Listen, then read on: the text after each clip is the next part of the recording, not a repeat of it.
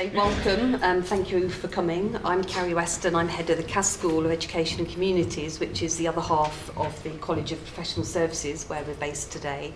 And just wanted to welcome Jessica and the organisation to UEL and to say thank you to people for making the effort to come today. And hand over to Jessica.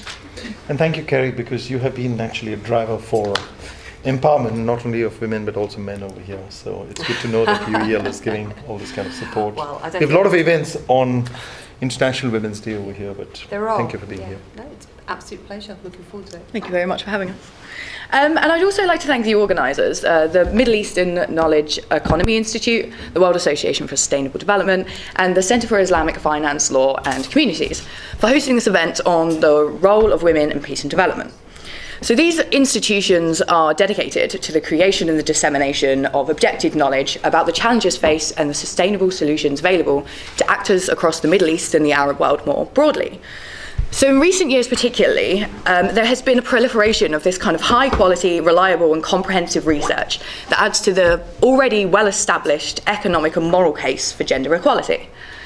The result of these research, it holds worldwide, but it does have a particular resonance with the challenges that are being faced by many countries in the contemporary Arab world. Which is perhaps why we have noticed so many Arab states, and particularly the Gulf states, investing heavily in initiatives aimed at improving the welfare of women in their countries. Indeed, the Economic World Forum found that in just 2 generations, the educational gender gap in the region has improved at a rate of 93%. But these investments are not being translated into significant improvements in economic participation or political representation. So beyond the frankly self-evident moral case for gender parity in labour and representation, the developmental advantages that are being forsaken with these sorts of systematic inequalities are both significant and well known. So, for instance, a recent IMF report on the oil exporting Arab countries confirmed once again that reviewing those labour regulations that discourage female employment will spur private sector job creation, it will increase productivity, while also acting to diversify economies away from oil and gas. And it is precisely these sorts of problems that are addressed by the research. Oil-dependent economies, low productivity, low GDP, a weak private sector, that the Arab world is currently battling, all of which can be demonstrably improved with increased gender parity. And this is not a phenomenon that is constrained to the economic sphere either. I would say that one of the greatest challenges to sustainable development in much of the MENA region right now is conflict, it's instability, it's insecurity, it's extremism, and it's terrorism, all of which have been repeatedly shown to be alleviated with the inclusion of women in resolution and prevention strategies. For instance, recent studies by the UN Women have demonstrated the already well-established connection between an inclusive peace process and the chances of its success. They noted that those negotiated peace talks that completely fail to include women have a 25 to 50% likelihood of failing. And recent research from Lebanon, Libya, Iraq and Yemen have added to the already widely accepted fact that women's contribution in counter-terrorism and anti-extreme efforts are essential. These sorts of studies note that as the first targets of fundamentalists, women are more than well positioned to detect the early signs of radicalisation. Yet women have been repeatedly excluded from conflict prevention and management efforts. And this isn't just a problem in the MENA region, it's not even just a problem that's contained to the developing world. Much of the research I've quoted thus far has been produced by the UN, or at least its agencies or its affiliates. Specifically, the evidence linking increased numbers of female peacekeepers to the success of the mission is just overwhelming. And this is also crucial for ending the scourge of sexual abuse at the hands of male peacekeepers that undermines the whole UN system as a whole, let alone the unimaginable pain it must cause to the victim. Yet women still comprise less than 4% of soldiers and less than 10% of the police deployed in current UN missions. So throughout the world, to the highest level of international governance, the gap between what we know and what we do is persistent, and sometimes it's actually increasing. Strong patriarchal structures, toxic and unfounded stereotypes, and deeply entrenched perceptions about the role of women in society are feeding this culture of the status quo. This not only stymies the empowerment of women, but as we've seen, it's stymieing the development of peace and prosperity globally. By just staying the same, by doing what we've always done when faced with an astounding accumulation of knowledge, the international system is actively wasting its most valuable resource in striving for global sustainable development. Now, the deeply entrenched nature of these social structures and misconceptions makes it seem as if the men and women who are fighting for empowerment are facing an ancient and insurmountable challenge. I mean, after all, how does one seek to remove the same barriers that have blocked women for centuries?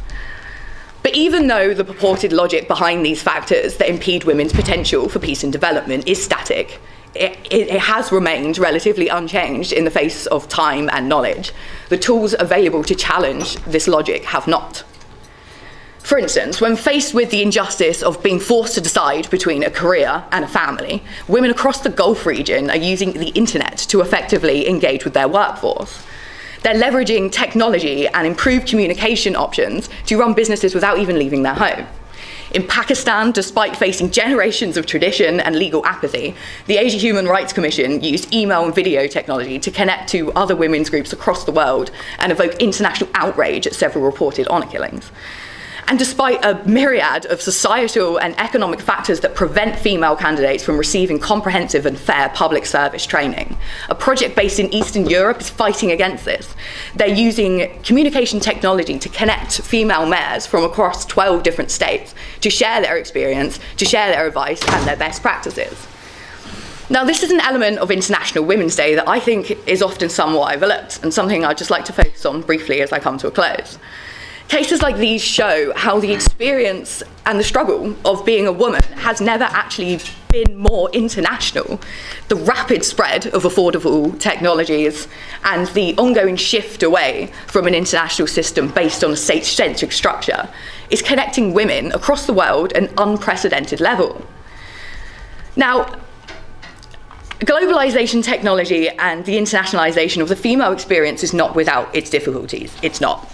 There are issues that can only be overcome with well-designed and well-implemented policies at the local, regional, and intergovernmental level, or there is actually a risk of this phenomenon deepening the gender divide. But from multilateral agencies to activists at the local levels, actors are creating, collating, and disseminating material on women's rights and how to attain them. Issues and abuses are being internationalized through the internet. Voices of women who were previously unheard are being amplified to a global level in a relatively safe way. Different perspectives are being publicized that even a generation ago would have been deemed pretty much unimaginable. So despite the challenges, the potential rewards do remain significant, in my opinion. For the Qatari businesswoman or the Pakistani activist or the Bosnian mayoral candidate who are facing what must feel like an impossible challenge, even the smallest access to the products of the new global connectivity can mean that they know that they're not fighting this alone. At the very least, women can witness other women across the world fighting the same battles as them and winning. And this is important, this is not just beneficial for women fighting for empowerment in the global south. Western women, actually the whole of the feminist agenda has been demonstrably enriched by the ability to connect and listen to other women from across the globe. Finally, Western activists are beginning to understand that empowerment is not a unitary force. It's not a one-size-fits-all solution or a stick to beat other women with, but it's this hugely complex, multifaceted, culturally specific concept that is unique almost down to the level of the individual woman, yet still being able to unite us all under the shared female experience. So while we must recognise that there are issues in the internationalisation of the women's movement and the spread of global technology, we must also recognise that the only way to find a form of empowerment that suits the specific needs, that can adjust to the specific needs of every woman and girl, is to give them a voice and a platform to tell us how. The only way we can fight the harmful stereotypes is to defy them publicly and repeatedly. We need to give the women and girls the role models and the self-belief that will drive their successes. The only way we can overcome those entrenched structures that prevent the conversion of knowledge into sustainable and evidence-based policies is to create and disseminate our own discourses to challenge them through global debate and discussion that gives women a voice and an audience wherever they may be in the world. And I can think of no better way than to start our session on the role of women in peace and development, which will involve the remote contribution via Skype of women from New Zealand, Bahrain, Sudan, and South Korea. But first of all, I am pleased to introduce Professor Siraj Sait.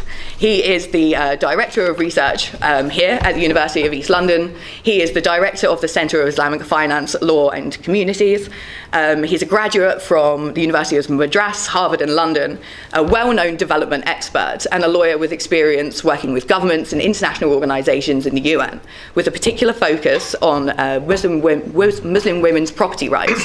And he's going to speak to us briefly today about the human rights and peace and development implications of these property rights. Thank you, Jessica. It's a privilege to be speaking on International Women's Day, and there are various dialogues addressing the myriad of challenges that women and men face across the world.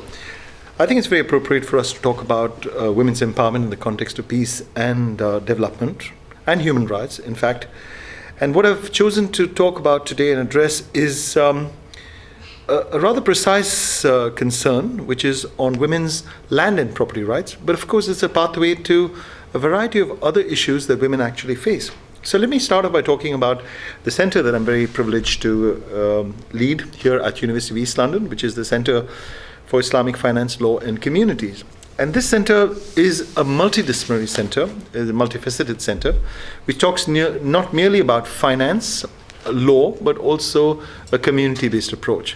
What this actually has informed us is that you cannot take a sort of one-dimensional approach, but that you need to have a multi-stakeholder, multi-scalar, and a systematic approach to the complex issues that we do face. So let me begin by talking about property and land rights.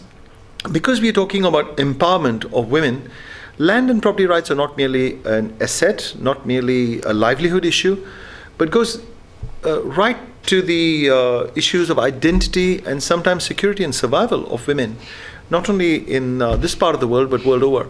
For example, it has been proved that women who have access to property and their own homes are likely to be able to stave off domestic violence and other forms of insecurity that can arise. But we're not here talking about just ownership. And one of the approaches we have is to recognize in the continuum of land rights a range of ways in which women can access land and property and housing rights, as well as in terms of having secure tenure, which is also about sustainability. And this has become very, very important because if you look at some of the recent, global developments, I'm talking about mandates as well as agenda, land within, let's say, the Sustainable Development Goals or whether the new urban agenda is central, not only in terms of ownership, access, use, and control, all of which are important, but also as a pathway to the variety of other rights that women need to materialize in order to have the full enjoyment of human rights itself. In fact, I must emphasize over here that we do not look at property or land or housing as mere development issues. They are human rights issues. And a very interesting shift that has taken place through these recent mandates is to not merely refer to international human rights, that is only of limited relevance, but to use a human rights-based approach, which essentially means that we need to recognize not merely the driving principles, but also have a systematic approach, including mechanisms such as checklists, which go into project programming and all aspects of how we do business. And a very important dimension of the human rights-based approach is, of course, to recognize who are the rights holders and who are the obligations have. And gender equality is a very important facet of human rights-based approach. And in this respect, I'm really pleased that our University of East London, has in fact been at the forefront globally in carrying out capacity development on human rights-based approach at various forums. For example, at the African Union, at the Arab League, I just come back from the first Arab Land Conference where we had a masterclass over there, but also with the World Bank as well as the United Nations and at various forums. For example, we were there in Quito, Ecuador, at Habitat 3, which led to the launch of the New Urban Agenda. And as a member of the advisory group on gender issues, and may I give myself the liberty of a smile over here, being one of the very few male members in Gender Equality Board, which is dominated by very powerful women, and learning along the way, we realized that unless you can have the important gender dimension and male champions to support women, but it is about women's leadership, their voices, the priorities, the needs, the experiences, and the choices that women actually make. So our approach at University of East London, as the founder members of the Global Land Tool Network, which is a 77-member global network which drives issues of women's empowerment and prosperity and socioeconomic rights, is that we adopt what is called a tools-based approach. It's not merely setting out programs, but who does what, how, and when. And this has moved from developing just pro-poor, gender-responsive tools into developing capacities, and now very much into country-level implementation. We have carried out work in many countries, and University of Eastern London itself has carried out training in many countries in the world. And the reason why I'm speaking specifically about the Middle East is that our recent experience has been to be invited by the government of Saudi Arabia, and also in Indonesia. I worked as a chair of the lawmaking body in Somalia to help develop the laws, or as the chair of the evaluation commission for the UN in Iraq. These experiences have actually taught us that while the experiences of women in the Muslim world or the MENA region are pretty much, as Jessica said, like the experiences and challenges that women face in other parts of the world, there are some particular challenges and also some distinct possibilities. And where we have tried to add value to this happens to be to look closely at Islamic and customary laws. So in some ways, religion can be a divisive force, but at the same time, you spoke about, Jessica, about conflict zones or where displacement takes place. When there's a breakdown of formal systems, then the endurance as well as the ability of informal systems, customary and faith-based systems, becomes so much more important. Somalia is, of course, one striking example that we worked on. So we look at religion not merely as a cause or a mitigation factor, but as a probable supplementary source of solutions itself. So we've been looking at opportunities, and I can give you a few of them. For example, when I was working in Afghanistan 10 years ago, we came across a principle of Islamic law which was called Mewat land, which essentially meant that in the land tenure classifications, where you have public, private, and other kinds of land, you have a concept of empty land. So according to Islamic law, if there's empty land that is available, anyone who enlivens it, brings it to life, gets actually rights over it, leading to ownership rights. And you can imagine where in countries in transition or conflict, where people's productive use of land, including women, can lead to empowerment and prosperity, that's a huge opportunity. Another example is Waqf land, which is endowment land. I mean, sorry to take you back in history, but I have some distinguished professors over here who would remind me that during the Ottoman period, 1/3 of all land was Waqf land, which is endowment land, or some call it religious trust. And those lands used to play such a significant role in governance or as a welfare state, because the state itself was quite small. And when you talk about whether it be education, health, housing, and even for the matter, even dispensation of money and funds, etc., used to come from Waqf. Now, very interestingly, unlike inheritance, which I'll come to just a moment, Waqf does not have any gender dimensions to it, meaning it can be available for both men and women. In fact, in many interesting occasions that we have, it has been used to empower women and to actually compensate for whatever shortfalls women have in terms of inheritance. But let me just give a very challenging context that we faced. A colleague of mine, Dr. Hilary Lim and myself, we wrote a book on land law in Islam some time ago. And the challenge we're facing is, as human rights lawyers ourselves, is to look at Islamic inheritance systems and try to argue for parity, equality, and so on. But as you might be aware, when it comes to inheritance, the Quran, the Holy Quran itself prescribes the actual dimensions, the rules, the shares that are over there. And when we took it to women's groups, we found that women's groups actually pointed out to us that they were concerned not only about this dunya, this world, but also about the akhirah later on. And they had this very strong sense that the solutions need to be found within the sort of religious paradigms. So they come up with a challenge that they gave back to us, saying that, okay, so women do get lesser inheritance shares than men do when it comes to inheritance, but those 50% or sometimes more rights are actually entrenched. So why don't you first start off in ensuring that women are not deprived of the inheritance shares that they're actually entitled to? So that was one stream of the tools that we've been working on. Like, it's called tanazul, as many of you are familiar, where women who actually acquire that inheritance rights are forced sometimes to give it away because of pressure from the family. So the way we require registration, the time period after which only this can be registered, is all very interesting. But let's come back to inheritance. So we developed at University of East London something that is now widely used called the compensatory scheme, arguing, as the women did, that even though there was a limitation on the inheritance shares, there was no limitations whatsoever on Muslim women acquiring equal or more property rights and shares than men do in other ways. So what was essentially argued was the variety of property flows where women were able to acquire land, because their ability to acquire as well as hold and dispose of property was unlimited. How can we ensure that the other ways in which they're entitled to property, whether it be through gifts or waqf, which I talked about, or other forms of property, allows them to end up with equal shares?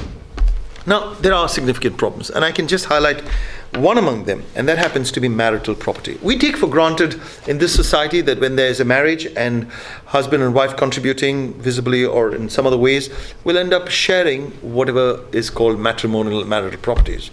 It's quite shocking indeed that there is a widespread view and practice that there's no concept of marital property in Islamic law and in Muslim societies. So some of the research that we've done at University of East London addressed two issues. One is look jurisprudentially at Islamic law to find out there was nothing inhibiting marital property concepts and access to property. In fact, there were possibilities to actually make Islamic law with its concept of equal property and the concept of marriage to go a little bit further. So our research, which was just presented, and could I just take the liberty of waving at you this book, which is on women and land in the Muslim world. It's just going to be released at the World Bank later this month, which is a joint publication of UN as well as University of East London, the Arab League, the Urban Training Institute, and many networks, including Grass Women, emphasizes that we need to ensure that we have both capacity development. We're working with multi-stakeholder groups, including grassroots groups. So at the World Urban Conference earlier this month, which was at Kuala Lumpur, we carried out a series, we had an expert group meeting and a series of events where we're looking at how women working on the ground in Muslim countries and other countries are changing the agenda. I mean, we are also working on a variety of other fronts. We're looking at, for example, the implementation of the SDGs in terms of indicators. And we've been involved in several expert group meetings where we've been able to ensure that this also applies equally to the Muslim world. But all this, of course, is not just a matter of programming. It's a matter of conceptualizing. Because if the challenges that women have in accessing property, housing, and land is about the construction of gender as well as the construction of land itself. Land itself is seen as something that's the prerogative of the male and the male-headed households, as you know. And we have had the statistic going about quite a bit that only 2% of the land globally is owned by women. Now, that has been challenged, but it can't be much more than that. And why is that the case? So even at our university, and I'm pleased that in this particular room we have PhD students who are working on precisely this area. But this cannot change unless we revisit the whole idea of how we see ownership of land. So for example, are you talking about registration of land? How do you actually recognize other forms? I refer to the continuum of land rights, which is about recognizing the complex web of tenure. And so particularly in conflict areas. So our publication over here has focused really on land rights for the reasons that we talked about, and it's a particular challenge in many of the Muslim countries and the Arab world. But we've linked it to development, peace, and human rights. So this particular tool, which lays down practical ways in which we can change things, is called Pathways to Increase Access to Land for Realization of Development, Peace, and Human Rights itself. So on this International Women's Day, I think it's important for us to think in practical ways in which women are empowering themselves, they're leading the ways. They're going where no man has gone before in terms of ensuring that the practices on the ground benefit not just women, because could I just say that we are highly conscious of the fact that you cannot talk about merely women as if they're a monolithic group. I think Jessica also made that point in terms of women who could be urban, rural, who could be poor, who could be rich, women of color, of age, and all and sexuality. So the intersectionality becomes tremendously important, that we look at the diversity of women and the choices you face. So let's take, for example, when we talk about women in the Muslim world. I work with an organization called Women Living Under Muslim Laws. And that shows that many of the challenges that women face are not because of a particular religion, but where they're situated. And women, therefore, strategically and pragmatically use religious discourses for a simple reason, that they do not want to abandon it to the fundamentalists, that they, through the feminist ijtihad, are also entering the debate and challenging many of the assumptions, because we know the battles are there in terms of interpretation, application, and then implementation. But also, these are choices that women make if they are believing women, because they think that this is not just a matter of faith, but a duty. But also women who are secular women see this as something that is of value because others believe, and agnostic women as a matter of pragmatism. So we know that there's a sensitivity involving these issues, but we think that we need to get right to the heart of the challenges that women face generally. Because in patriarchal societies, in hierarchical societies, in faith-based societies, we find that the role of women is not only in terms of the end destination, which is empowering communities and women, but the process of challenging what is so palpably wrong about the way the discourse is and the way the stall is set out. So could I just say that on behalf of University of East London, it's really a privilege to be part of this excellent event. Really that there are women all over the world who are contributing to this particular session, and I hope that we can learn from each other and make a small but decisive step forward. And for us, I think the critical issues, and Jessica, you laid out quite a few of them. We think that land and property issues, not just them, but we've got to think about how women can have the economic opportunities. That for us, it's a question of inclusion, governance, and ultimately about human rights and empowerment. Thank you very much. Thank you very much. Thank you.